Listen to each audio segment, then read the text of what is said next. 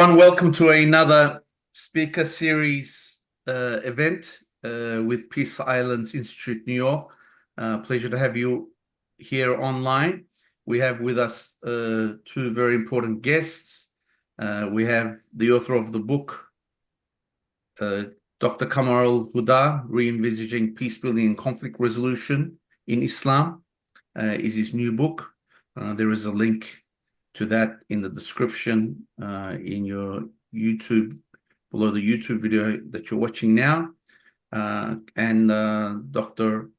Qamar-ul Huda is the Michael E. Paul Distinguished Visiting Professor of International Affairs at the United States Naval Academy.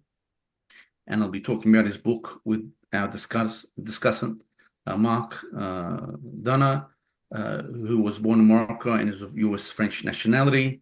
He currently works as an anti-corruption investigator at a DC-based risk advisory firm. I now leave it in their good hands, but please remember also that we will be taking questions, so please ask your questions throughout the talk or towards the end. There'll be a 30-minute discussion before we go into the question and answer session.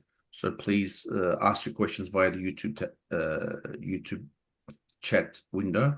Again, welcome to both Qamar and Mark, and I leave it in your hands, Mark. Thank you, everyone. Thank you, Emre. Well, let's dive right in with my friend Qamar. And your book has been a real inspiration to me at a dark time.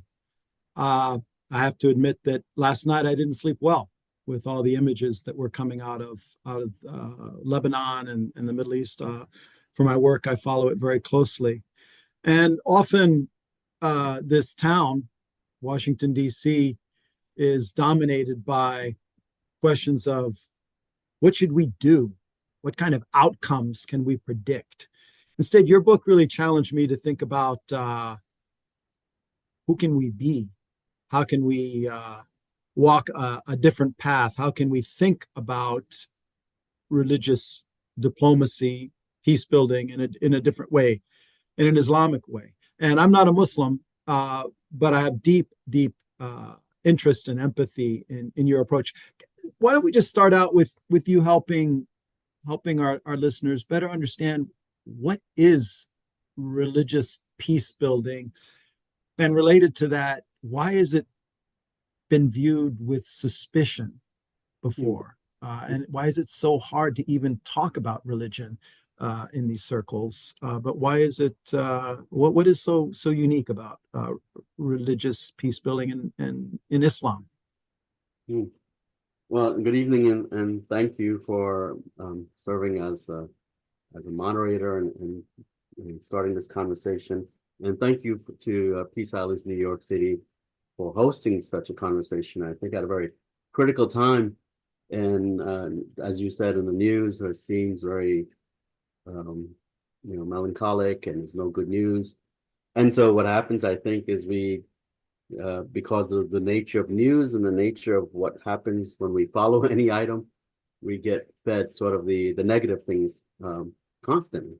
So, and by default, we think there's nothing outside of these news items. It's a very thin slice of news, actually.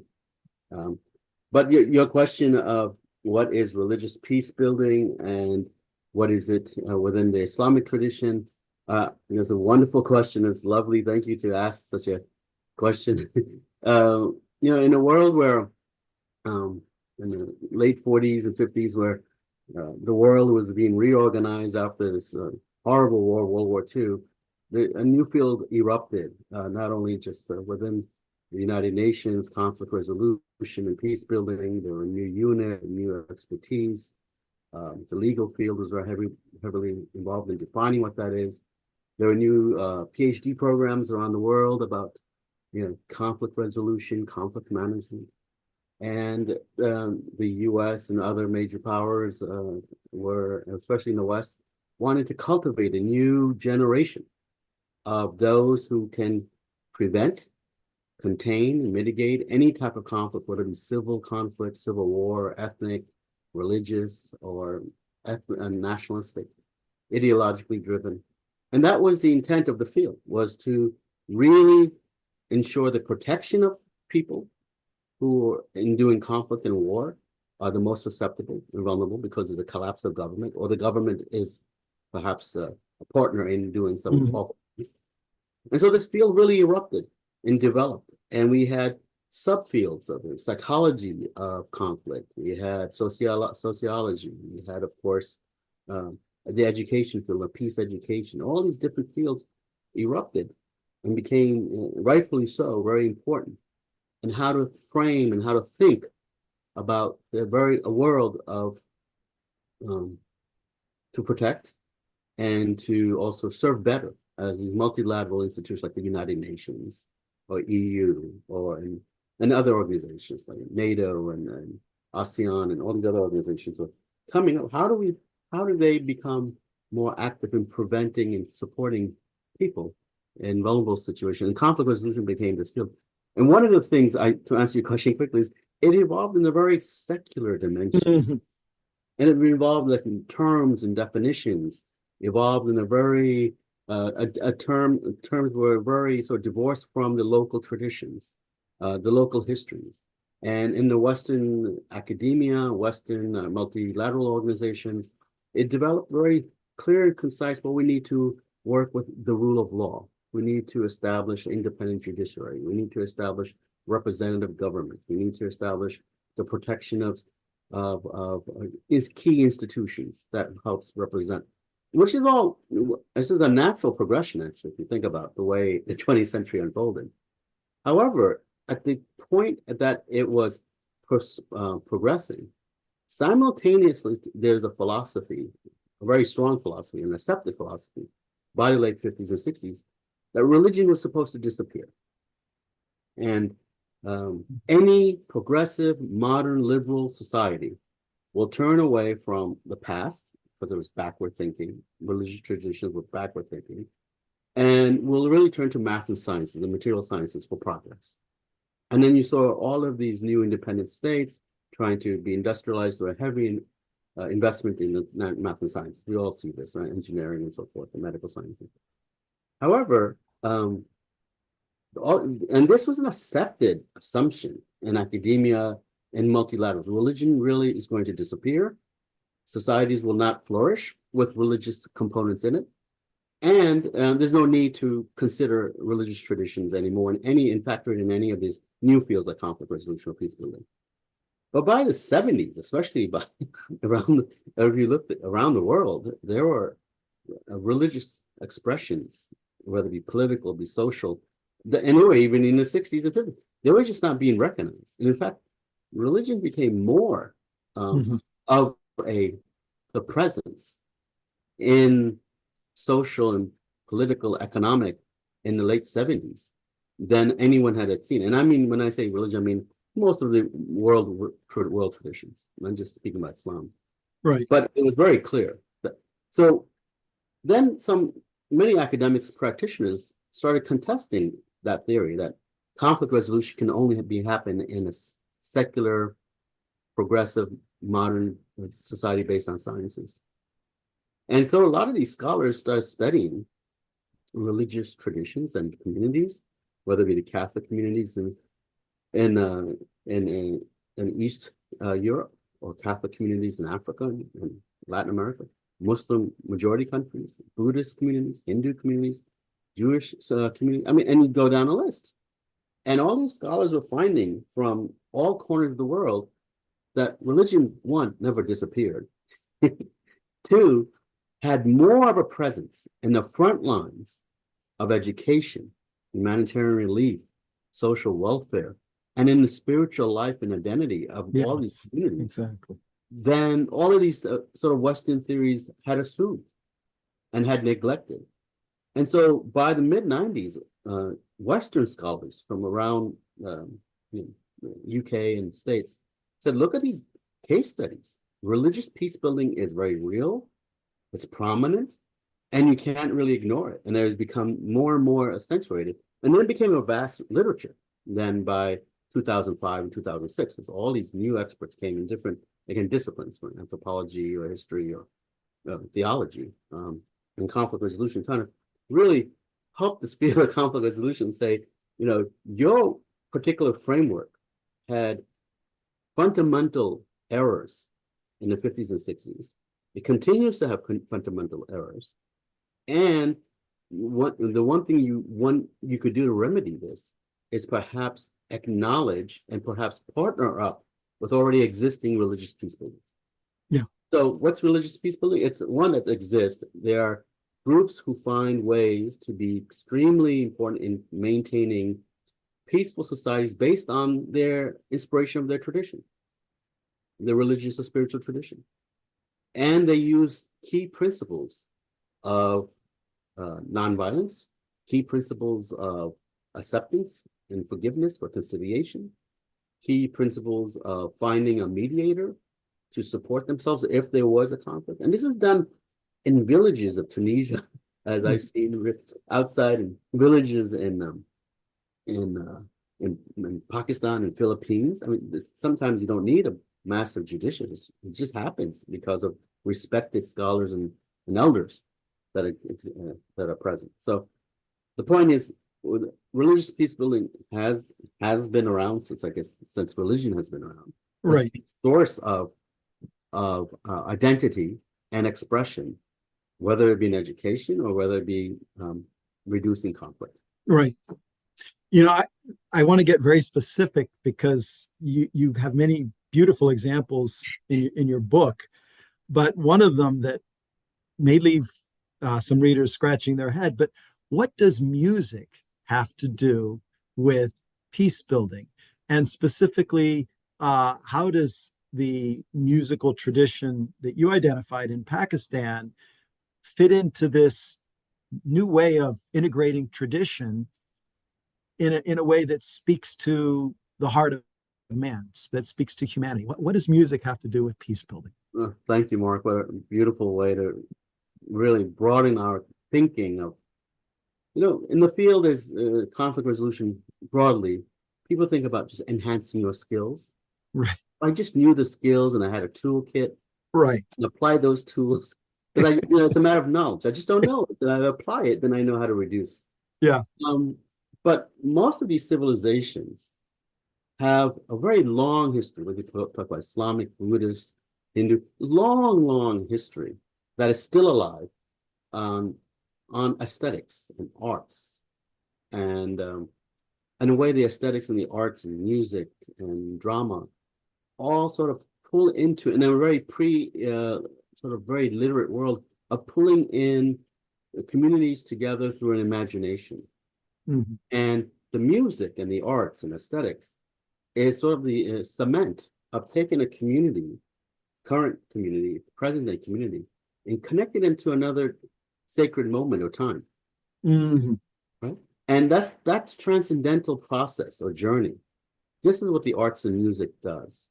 And why is that tied to peace building? Because some of the religious music that I speak about here, whether it be poetry or poetry then that's sung in Qawwali or sung or poetry dedicated to the prophet or his companions, all of this is meant in a place where that word, that singing, accentuates all your senses plus your imagination. And when you hear some music, a kind of music that's transcendental, and it takes you into a particular place, it doesn't just take you there and drop you off, but it creates encounters with the sacred, which in these encounters, it means you have a personal dialogue with that sacred moment. So you could be poor, you could be wealthy, you could be whatever, but the music itself, or this sort of aesthetics and art, is a way of saying that it's not what I mean by an imagined world that's sort of fictitious. It's in a world that is very real, existing, and then it's a place you transcend to, but then it takes a place in your own heart, in your mind, and your soul. So it's not something you go, you leave, and you sort of depart, but it becomes part of your identity, and it's constantly reinforced in your sort of daily encounters. Yeah, and you mentioned it, the Qawwali music of Pakistan, but it derives or many links to the ancient tradition of Indian classical music, which I find fascinating because that is a bridge between faiths. Some of the greatest Indian classical musicians, singers are Muslim and Hindu.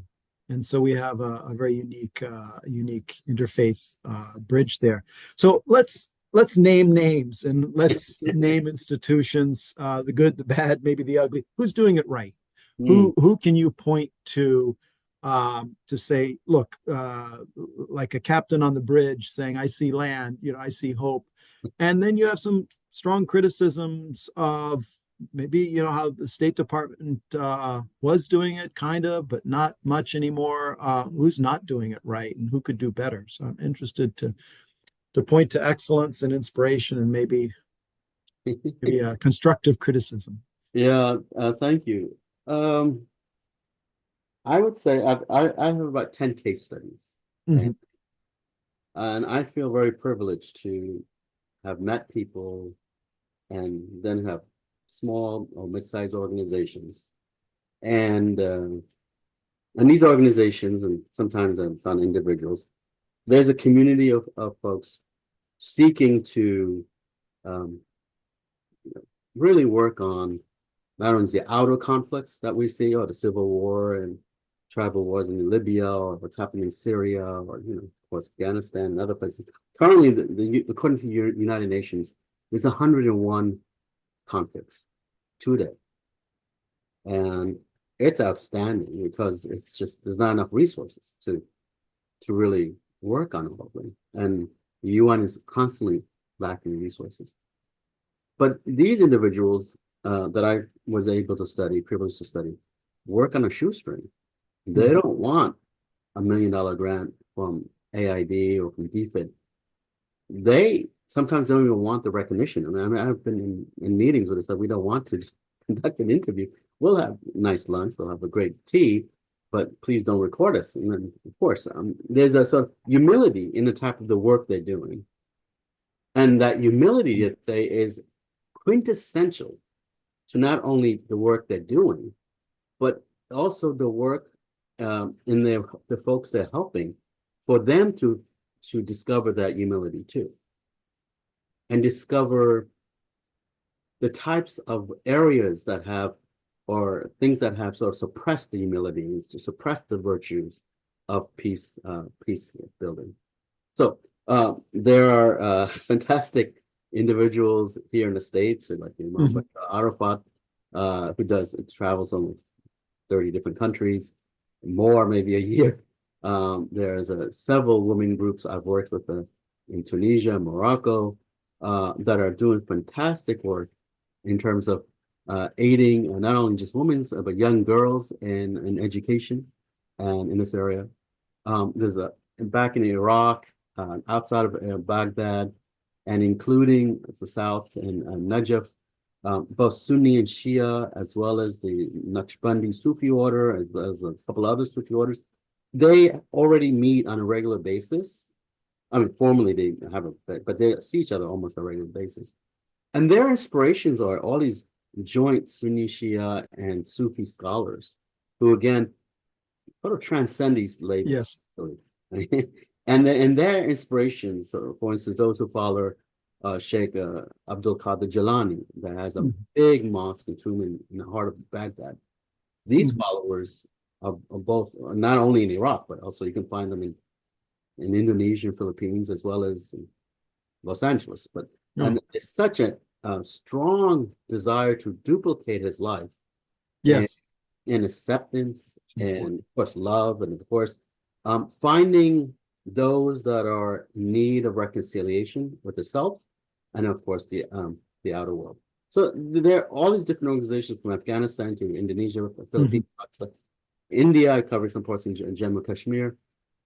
They are individuals. I mentioned he passed away, but during my studies, Maulana Aidi Saab, he set up the Aidi Foundation in Pakistan in the late 50s. And first it was, ambulance services, education in schools. But it was really, when I interviewed him, it was really this whole exercise of creating this whole social systems. Yeah. for like orphans and burial rights and everything. He said it was an exercise for our community to be human and to practice our tradition. Yeah. And to Beautiful. do with a smile. You know? So it was just an exercise to do these things. Who should be doing better? Who Without should do better? Yes, who should we educate here? Because you have a constructive criticism of for example the U.S. State Department that has kind of shunted these issues off to religious affairs bureaucracy that's understaffed, but it's kind of lost practitioners, and then the challenge, just the very real challenge, is every 2 years a diplomat moves on, or others at the embassies just move on to another post, and that's something that our mutual friend, you mentioned him, Imam Muhammad Bashar Arafat, who travels the world meeting Muslim leaders, students all over the world, and does so through U.S. embassy contacts. As he'll come back to an embassy a year or two later, and it's totally new people. So it's not so much a criticism of the people. I think it's an institutional problem. Yeah. But how are you working on that? I respond as like, you have to usually meet institutions and communities where they are. Right, that's my attitude. Where they are, and this is an institution that does have a rotation process, but there is also a way to have a consistency and continuity, even though people are thinking about the next rotation or their careers or anything else, right? There has to be a continuity. I think my biggest criticism of, if you're going to speak about the State Department and other sort of diplomatic institutions, is really the sort of reductionist approach of valuing the role of religious communities and religious leaders. It seems like there's been more of an emphasis on religious freedom. 4 to 6 years. Working with, of course, that's very critical and important, but it become a sort of an important policy priority over so many other things, at the expense of understanding what religious tradition, what that does by default. If you're a diplomat in Ethiopia, American diplomat, or in Indonesia or Venezuela, when you hear the terms religion, by default you think of the religious freedom. And so professionally, we haven't expanded their knowledge or thinking about the faith traditions and how both men and women are contributing to this field. Instead of just thinking, oh, it's just a report we have to fill out before the end of the year so the secretary can roll out this religious freedom report. There has to be a way to think about it just as you think about human rights, just as you think about gender rights, just as you think about hostages or anything else. It has to be seen as the important value at that level. Yeah. And you use the word encounter, and I think that's at the essence of gaining new insights, illumination, critical thinking, and so often our diplomats, even our journalists, are behind the gate, so to speak, or the country club living, and they don't really encounter the other. There's not that opportunity or that risk. I have a dear friend who made those efforts when he was in Iraq to actually encounter Iraqi sheikhs, and he said the biggest challenge he had was not terrorists, but it was the guards who never wanted to let him out of off the base to encounter others. And so that's really an inspiration. You mentioned the need to recover tradition, the critical thinking within the context of the great, beautiful spiritual traditions of Islam. And one of the words that you use, I think, is so important within the current context, and that's repentance. It's a strange word almost within today's context. But how does a Muslim peacemaker think about repentance? What is that? Oh, that's a fantastic question. And it's something I raised and I studied in the book, that it's done. One, there's a repentance between the individual and the sacred and the divine. So it's sort of that plane. So you seek repentance from any harm you did to yourself, the community, elders, anyone. You have to seek repentance directly from the sacred. But at the same time, we are asked to reconcile and seek repentance from those we've done harm on a human to human level. And that means that I've seen and people preach and talk about asking for forgiveness, and usually directly, not through a text, but directly coming to the person's home or asking for a third space, maybe going with an elder or someone who's trusted before the families or whatever. And even if it's, let's say, a teenager who did something and the teenager's too embarrassed to go, I've seen, and maybe others have seen, the elders, the parents, the uncles, the aunts will take the teenager and the rest of the family and go as a family and say, we ask for forgiveness, and then the son or daughter would ask for forgiveness, but it's a mark on the whole family when something is done wrong. Right. So it has to be, that's what's done. So repentance has to be done on the human to human level. It can't be waited, it can't be delayed, it shouldn't be delayed, because then it's already acknowledged that the feelings get fester, things can get out of proportion and so forth. And of course there's retaliation can seep in. So but I also criticized these Muslim majority countries for not holding national truth, TRC, truth reconciliation. Yeah. And actually at a national level, holding a dialogue on seeking forgiveness, these national leaders from their own public for the things they have done. And it's known for what they've done, whether it's even just not offering the proper services or failing on education or failing to provide other things, but just doing injustice to their own community. We've seen this. I mean, you can find every community within the Muslim majority having some issue with the state improperly done some awful things, and still are doing awful things, right? Arresting opposition leaders, fake elections, all these horrible things. And then the states, knowing that this is already embedded in the tradition, they have not accentuated it. And I think it's for a lot of reasons, face-saving reasons. But when a nation, let's say Australia or Canada, acknowledges their harm they did to the indigenous people, like Canada did that, and Justin Trudeau had a national, or Pope John Paul II when John Paul II about slavery. Slavery, yes. I mean, these things matter. These matter so much to those who've been harmed. That's in their historical memory, but also being embedded in their daily lives. And so it matters so much to a degree that it just begins the healing and reconciliation process. But we seem to not see it. And I've been asking for what's the delay, and I think it has a lot of cultural reasons and historical reasons. So that's one of the areas I critique and the countries I focused on. We started the conversation with this, question of the difficulty of understanding even what is religious peace building, because part of the let's say the secular culture is maybe wrapped up in the slogan, "I am the change agent. I'm the one who changes things. I make my destiny." And what you point to in your book is how men and women of faith are actually acknowledging that the greatest change is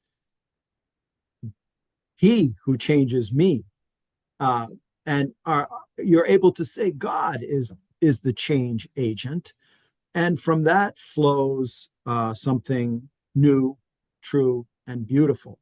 And I think that's where traditional Muslim communities, peace builders, have something to teach us, that they have a proposal, even us non-Muslims, to look at the world without this claim that I'm the one who make reality, but another is at work. And I wanted to jump into that point of the work, the individual work. How are you doing it? How do you propose to your readers who, we have Americans, listening in today? What's the work that you propose for us as we look to be, in a small way, peace builders ourselves? Right. Well, what a fantastic question. Is I think there are so many places that we all can learn from each other. Like I've learned tremendously from while I critique the secular conflict resolution field and critique its various institutions. I critique it because I know it can be better, but I am very much indebted for what all it's doing and it has done.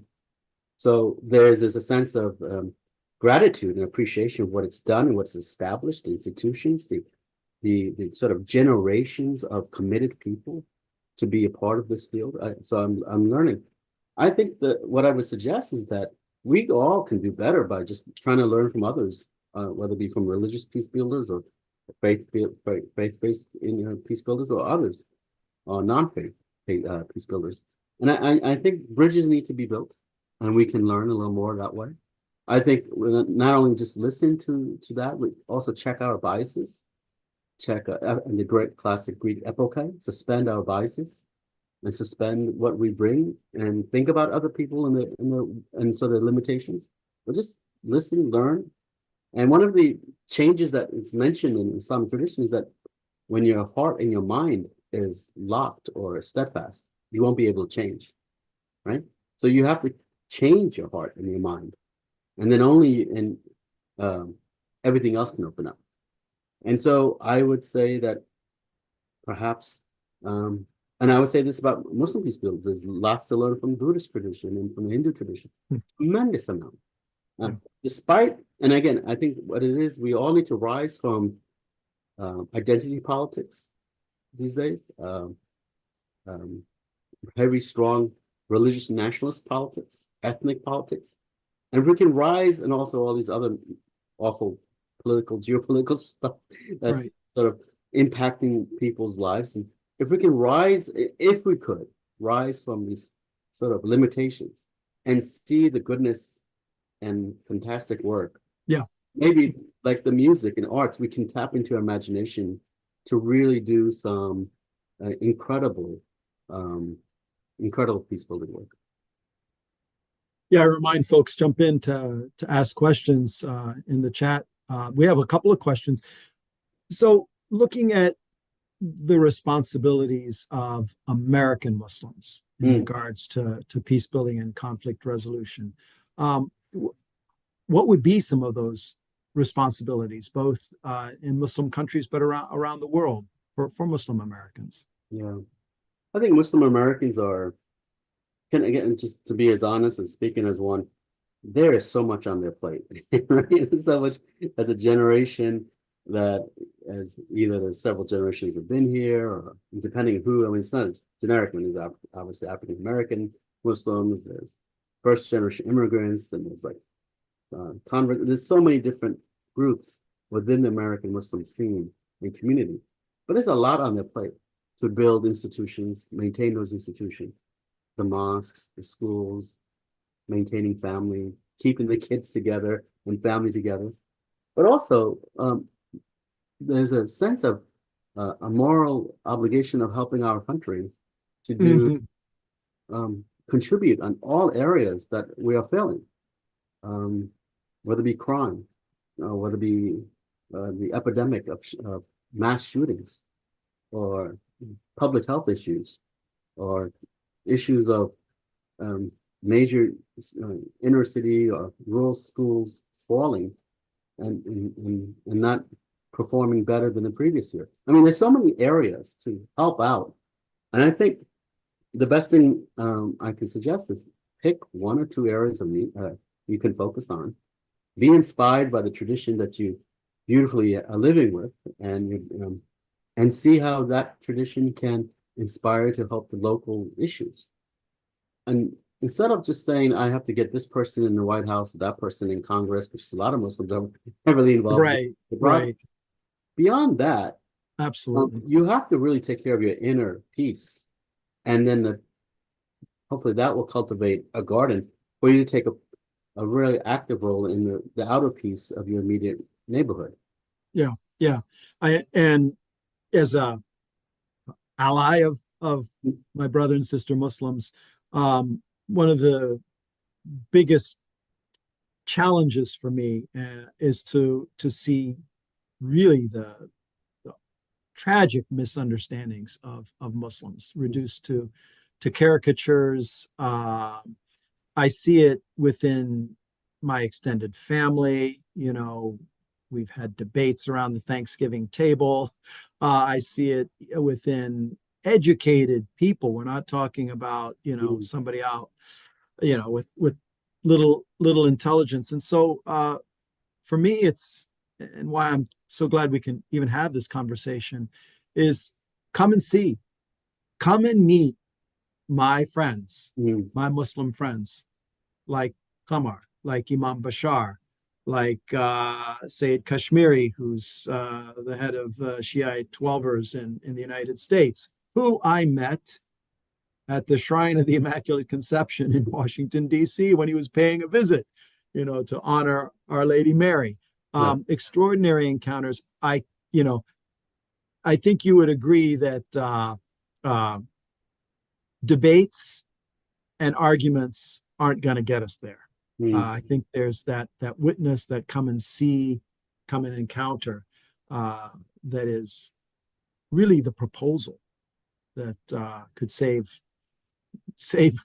the world in a sense. Beauty will save the world, truth will save the world, but that's concretized in friendships. Thank you, Mark. That's very beautiful. It's true. People, and it goes on all sides, of people who are comfortable with their particular thinking about the other, and they know in their heart that sort of otherization is inaccurate. Right. And even an iota of curiosity, say I should pursue exactly that. Just a little curiosity. Just a little curiosity. Let's bet on that. Let's bet on it and move and take the first step.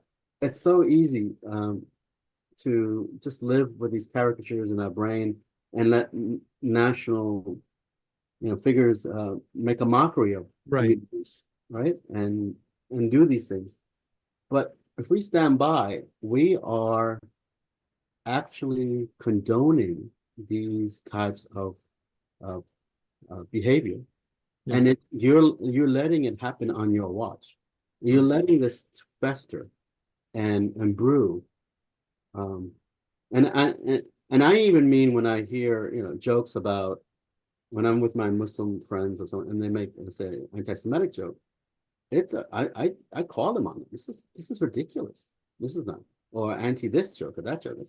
To me, it doesn't stop, right? It's just the beginning, a very beginning of many other stuff. And so it's and like you said, these are educated people, and so, but there's pain in all of this nonsensical biases. But sometimes it's just an opening and say kind, gentle gestures. So we don't have you ever had in our shoulders and move on? Yeah. Have you ever had the because you said sometimes being comfortable, but sometimes you have to get into discomfort. Have you ever had to challenge a religious leader, even a Muslim religious leader, to think anew, and how did that go? Yeah, I've done that here and overseas. And I use leaders both as men and women, because women are leaders in their own right, and they run organizations, they run different parts of the mosques and so forth. And one hears these things by both men and women, and I just politely, and again, there's also there's a whole culture of how do you go about speaking to someone. Yes. And it's not a mystery. I mean, it's in traditions, you're trained to think like this, trained to remember how the prophets and Prophet Muhammad talked to people who were saying unruly things or saying things that were extremely offensive. Right. And so there is a sort of already a blueprint. Now, it's important to, if you want to follow that, it's great to follow that. And so there are ways to do it so you don't sort of humiliate, continue. Mhm. You do it things quietly and gently. And I think that person will remember these things. So yes, I had to do it a few times, and I Yeah. continue to do it. And sometimes because you stay in touch with people through WhatsApp or text, you still also need to say through text, a quote of a hadith or some beautiful saying that this is not the best of us. Yeah, exactly. Yes, I've been reminded that the word correction, to correct somebody, comes from the Latin correggere, to carry together. Right. Let's carry this together. Let's not just shame and humiliate. Well, maybe we can close with a quick question here is, what are some of the suggestions we can learn from your research and your experiences? What are some of the basic takeaway lessons that maybe could be applied in our lives? Oh, applied in our lives, wonderful. I think one big lesson is that we're finding around the globe, Muslim peace builders do things on a very humble, off the radar work. And one thing is, because they don't make sexy headlines, does not mean they don't exist. That's one thing I just want to make very clear. Now, for every headline you see that's quite awful, and there's a reason why that's there, I would say there's hundreds, if not thousands, of very beautiful things happening simultaneously at that moment.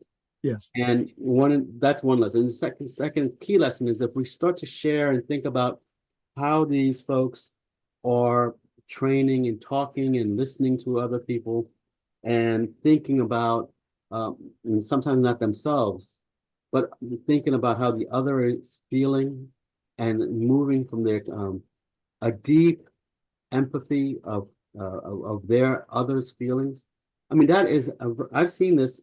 I'm just amazed at the level how people can really connect at an empathetic level, to a point where I would see people crying before they know the story of that person's ill will or whatever they're doing. They actually know and feel this, and then there's a connection to help them. So how does it? So I would say, let's think about empathy a little more. And this empathy is very deeply embedded in most of these religious traditions. And lastly, I think, to quote John Paul Lederach, we need to use a moral imagination. Yes. How to go beyond the established barriers in thinking of sort of that has stymied us to do better. Right. So we really need to really think about that. And that takes the individual and the collective. Thank you so much, Qamar. I really enjoyed this conversation. Thank you. It's been great, Mark. Thank you for being a wonderful friend and having this conversation with me. My honor. Thank you, Qamar. Thank you, Mark, and thank you for everyone for asking those questions. We didn't get to all of them. We look forward to seeing everyone at our next event. If you're watching this on YouTube, of course, like and share, get the word out. We appreciate everyone's support. Until next time, everyone, be well and safe. Have a lovely rest of the day. Bye-bye from us. Bye-bye. Thank you. Thank you.